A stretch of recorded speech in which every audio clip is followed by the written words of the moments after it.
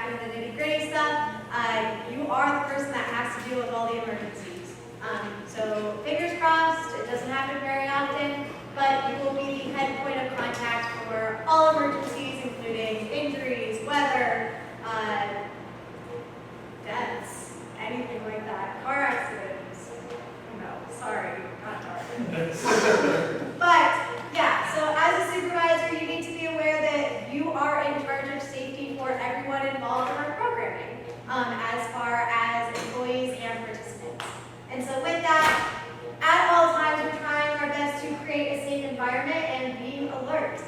So this includes having game spaces and making sure they're clear. And if there's any bikes on the field, you move. And if there's bikes or golf carts right next to the field, that they're out of reach so no one's really running into them. It's your main responsibility to make sure that all of the playing areas are safe for everyone.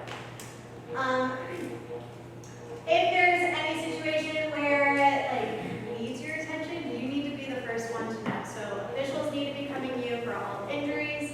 That includes head injuries, broken fingers, skids, anything like that. Anytime you need ice, you need to be the one that has that hands-on opportunity. And so again, it's my job and Kelly's job to make sure that you are knowing all of our procedures and policies so we can prepare you accordingly. Jackson, you started. All right, so here are our codes, and so you'll utilize these codes over the radio, and it's kind of a way that we communicate with other staff across campus rep. This is what we have for all of ours. So we have the code red, code blue, code black, and code Adam. So code red is really for any life-threatening emergency. This includes CPR and anything that you need more than a bag of ice for. It's really just if someone is in immediate danger and you need extra assistance, you can call code red. Code blue is for lifeguards, and so if you hear that over the radio, that's just the distinction of a code red within water. Code black is for any emergency which police assistance is needed, and code Adam is for a lost child. So I'll go over this a little bit, but this includes just radio communication across the radios. But don't be afraid to call it if something is necessary happening. Cool. So code red needs to be called over the radio for life-threatening. It immediately goes to the other supervisors on staff and just lets people know if EMS needs to be called. So this will include limitations to breathing, airway circulation, head, neck, and spinal injuries if someone's passed out, loss of consciousness, and seizure. So for any life-threatening situations. Do y'all have any questions about this? I don't believe you call it for any broken bones, but for immediate life-threatening situations, this is where you'll get extra assistance. So do we have to be specific once we're calling the code red, we say code red and then what's going on? Yep, so you wouldn't say it really over the radio, but you can say code red location, and then someone initially may ask you for more details, but initially you'll just need to say code red and the location you're at. So you can say code red Mapchen, code red. Yeah. Oh. All right, next one, code black. This is for all of your injections and need any assistance with this. So this includes fights. Again, do not break up a fight. Do not put yourself in a situation where you are putting yourself in danger or to be injured. But it is essential that other people are notified so they can come if they need to. If there are riots or civil disorder, there's a streaker, theft or vandalism, or belligerent patron, you would all call this code black and it would go straight to us. I'd like to preface, after calling these code reds, or after calling really any code black, it would be nice if you gave the coordinators a heads up, as well as Casey. So again, anytime you need to call emergency services, CPR, big head injuries, it's nice that we know just in case we get a follow-up about it and we need to address it going forward. So please be sure that you're communicating with professional staff when you are dealing with these situations. What is belligerent? Belligerent. So that just means if someone is over over excessively, like, just being disorderly almost. Yep. Too drunk. That's an example. I mean, like, if they're high and like no one's caught it yet, but they start creating a scene, that would be a code black. So pretty much like any incident situation that you would need extra assistance for. Cool. Next one. And then code Adam. So hopefully we don't see a lot of these, especially that camp's not in session, but there are still children that run this rec center. So if you hear any missing child, you need to call a code Adam. And so with this, you need to be sure that you have a detailed description of the child, including name, age, race, weight, height, hair, and eye color. So just be sure you're being as descriptive as possible and finding this kid when you need to. Describe what he's wearing, as well as assisting within the search for a child. Most of the time when this is going on, like they will be in the building, but this is also a very hands-on situation where people will also need to stop what they're doing to find the child before it gets worse. Just because we don't want to assume the worst of the situation of getting kidnapped or anything. Cool. So this is a pretty serious one, but keep in mind that hopefully it doesn't happen very often, but there are still things that are distressing. Yep. All right, so those are our codes that we have. And so like I said before, with radio communication, just being sure you're professional, but if you do additionally need to call a code, like be clear and be direct and repeat yourself if needed when doing that. Next is injury. So this is whenever you have to deal with blood. So this includes small cuts, big cuts, bloody noses, anything like that. So players cannot play with blood on them. So even if they decide to go back out after they have a bloody nose, they need to be cleaned up and taken care of all of their bloody clothes before they can jump back in. So this also includes dry blood. It's okay if players like take off their shirt and go inside out, but they need to leave the field immediately when they're bleeding, and they need to be sure that they take care of that before they can re-enter the game. This also includes, I've had players before like get bloody noses and then just stuff a ton of gauze up their nose. It's completely not okay for them to run in the game with gauze in their nose. It needs to be taken care of outside of the game. Cool. Yep, and then players cannot wear dry blood. Dealing with injuries. So in the situation where someone gets injured on the court, safety is always a priority, so don't be afraid to stop the game and go out and assess the situation. When dealing with people that are injured, we never diagnose an injury. So even if someone says, like, I broke my ankle, you cannot say that they broke their ankle. If you are sure in the back of your mind that they broke their ankle, you cannot say it. Just due to sole liability reasons, and that also includes for filling out forms. We never diagnose what the injury is. And so kind of the verbiage that we'll use with that is more like, so if I clearly broke my finger, when filling out the report and addressing the participant, like you would say, player seems to have injured their finger and apply X as needed. Does that make sense? Okay. If a staff is injured, please let us know immediately, whether it's yourself or an official. But also that's kind of a situation where they will deal with workman's comp. We need to know ASAP and immediately after the situation if someone does become injured and they can't work the rest of the night. So please just be sure that you have open communication with us. Okay. This is when to call 911. So if you are in South Rec, you don't need to call 911, and this will be something that the other people deal with. If you are at Rincon, you will be by yourself, and this is where you can call 911 by yourself. So orange phones will be directly in the office and available to be taken to Rincon. So that's what Kelly and I mentioned earlier with cell phone usage. You need to be have your phone, or you need to have your phone on you in case there is a situation like this. But this is where you would bring EMS services. If a participant is injured, this this is what I usually like to tell a lot of people, but if someone's injured and they think their leg is broken, it doesn't cost them money to have them come be assessed. So you can always offer to call EMS, however, it costs a lot of money for them to go with them. So it's ultimately up to them. Like if they are in a life-threatening situation, then they will need to go with the EMS and you assist in that service. But if they just want to come be assessed, then it's perfectly fine and you can call them and they can be checked out.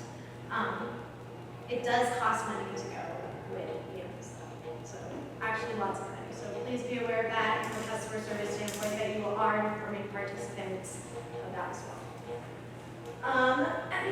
Yep, including sitting bear down the field, please call a code red, and that's where someone else will call EMS and immediately come and assist you in your services with whatever you need, including CPR and that. Can you go back to the last step? That was tough. Kelly? Alright, and then last point I want to touch on is please only provide care at your level of training. So that includes wrapping. And you can give someone ice, but you should not be giving, or you should not be putting athletic tape on athletes, or wrapping up their legs if they ask you to. You are not an athletic trainer. We are not training you to do this. If it's a club practice, they have athletic trainers that are trained to do that. You should not be doing this. If an IM participant asks you to do it, you tell them no. And that is above your training level. Just because we don't want repercussions in case someone ends up getting injured because of your service. Cool. Alright, so immediately with concussions, concussions are kind of a rare case where we are really strict on this. So if someone takes a hard head, you immediately have to pull them out. It's to your discretion on whether you allow the participant to go back and play. However, head injuries are such a risky business that it's best to just pull them out and really assess them out of the situation. Again, don't diagnose anything, but if you see signs of a concussion, it's really important that they stay out of harm's way. And so initially going into it, here are a few symptoms where we have thinking and remembering, difficult thinking clearly, difficulty remembering new information, concentrating, foggy. Physically, they'll have headaches, blurry vision, dizziness, balance problems, feeling sluggish. Emotional, they could be having mood swings or be more irritable than normal. And then behavioral, they could have changes in sleeping and changes in playing and eating habits. Most likely, you won't really see emotional or behavioral. However, if you do see physical and thinking and remembering symptoms, keep them out of the game. As much as they tell you that they want to go back in, it's to your discretion, and you can highly advise them not to go back in. Yeah, I'm not saying that head injuries are more serious than other injuries, which they are sometimes, but it's just something that we don't know a lot about. We don't want to get them in a situation where it's bad. Cool. Next one. Okay, so all AEDs are located in all of our locations that we will be doing programming. Can anyone tell me in what situation would you need to use an AED? Or anyone? Sorry. Yep, cool. Cardiac arrest. That's what I'm looking for. Yes. So if you see anyone that needs CPR, you can go find the AEDs. They're located in all places. For self-rec, we do have AEDs located in our sports office, which you will need to go grab, or the front desk has them as well. And so if you are calling a code red, that'll be one thing that someone is trained to come and bring you an AED. Rincon, there's going to be some of the athletic training shred, which we will show you later, but that includes, if an athletic trainer is out there, they'll be the ones to bring it to you, but we will also show you where that's at when we're out there as well. Sit-in is attached to self-rec, actually sit-in and bear down, which is where you'll both need to grab AEDs from the program sports office and take them with you initially when you head out to your shift. So that'll be in charge of just your normal shift duties, and that's really that one. Cool. All right, next one. Weather emergencies, yeah. For AEDs too, you will learn in your first aid CPR training how to like use them and when to use them. But when you turn them on, the device walks you through every step. So even it's supposed to be first aid CPR certified, but even if you're not, anybody can use an AED to tell you how to use it. So right when you turn it on, it'll give you the instructions on what to do. It'll be pretty self-explanatory once you use it. Very cool. All right. With weather emergencies, as the supervisor on shift, you will be the one responsible for calling if you need to cancel for weather. This is also an expectation that on your phone, if you don't have a smartphone, you'll be in contact with someone that does have a smartphone.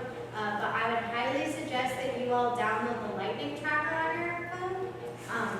This is how we know when lightning is within a certain amount of miles before we have to cancel programming. So you'll know before we know. Both Kelly and I have it downloaded, Casey has it downloaded, so we'll be in open communication when we do have to cancel programming. But very highly suggest that you all have that in case you need to make the final call before, like if we can't be reached. And so with that, lightning can only be within an 8-mile radius within your facility. And aquatics will be responsible for closing the pool, and facility will be responsible for closing down sit and field and bouldering wall. However, when you are at Rincon, you are the person that needs to be the point of contact, and you will be in charge of knowing if the lightning is striking and we do need to delay programming within 30 minutes. 30-minute delay.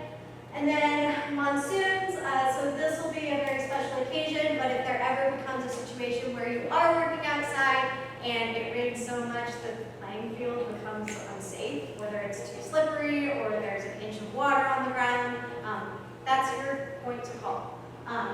So that's just what we're looking for. You can always call the front desk at that number right there and indicate whether it's safe to practice here. But again, when you're canceling, we know that you have the final call. You just need to be sure that you're communicating with coordinators or KC during this. Okay, evacuations. This includes like any situation where there's a fire alarm or an active shooter. Not an active shooter. You don't evacuate when there's an active shooter. There's different protocols for that, which we will be going over during ASK. So please be sure that you're at ASK, and we'll go over that.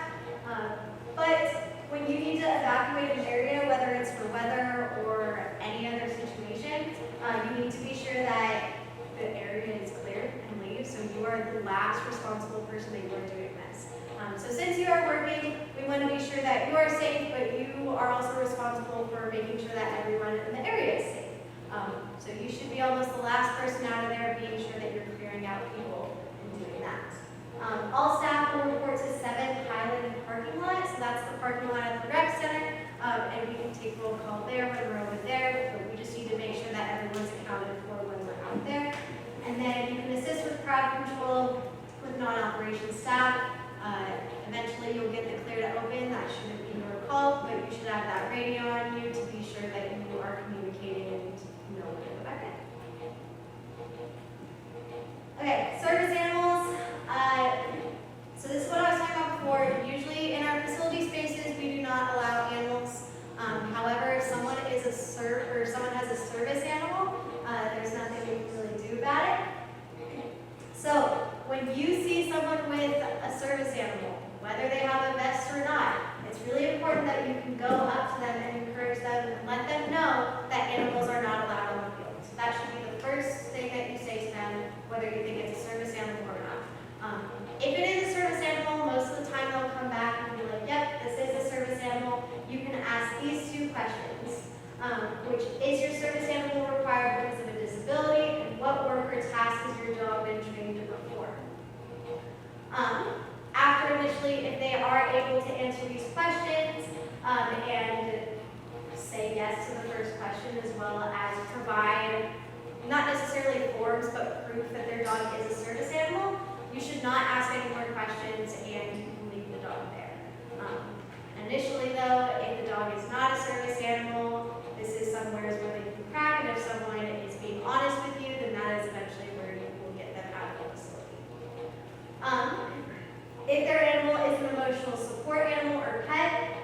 kindly make them aware that those are not allowed in the field either.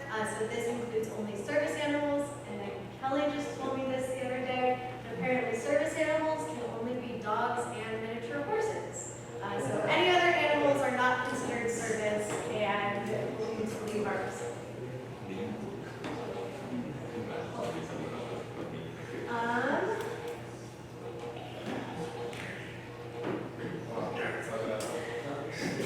Can you go back one more? Jackson, can you go back one more? I'm just kidding. Sorry, I'm just kidding. What? Can you go ahead one more? Sorry. Okay. Emergency contacts. So if you do have an emergency, you can call 911, or if you have a non-emergency and you need to say walk home, or if there's a lost wallet, please call the non-emergency number. At this moment, if you don't have these numbers saved in your phone, please save at least the non-emergency one, as well as the front desk numbers, just because you will need to contact them. Everybody needs that number in their phone, so just pull it out and put it in your contacts right now. You got a minute to do it. This is anytime you need police presence on the field, you're calling the non-emergency number. So you've got a patron who won't leave because you asked them to take their cat off the field that they claimed is emotional support cat. We know we don't allow emotional support animals on the field, so we ask them to leave. They still won't leave. You're going to call UAPD. You're never going to touch anybody to remove them. You will always get police involved if somebody is not responding to your policies. And like I mentioned before, if there ever is a situation like this where you do need to call someone for an emergency, please keep Kelly and I in the loop. If it is an extreme medical emergency, you will need to let Casey know as well, just to be sure that we are all on the same page. Whether that's like a quick text message or anything like that. Going off like formality stuff, if you reach out to us and things like if you're, let's say shit's going down and you give us a call about something, if you text us right after it when it's resolved, that would be helpful as well, just so we're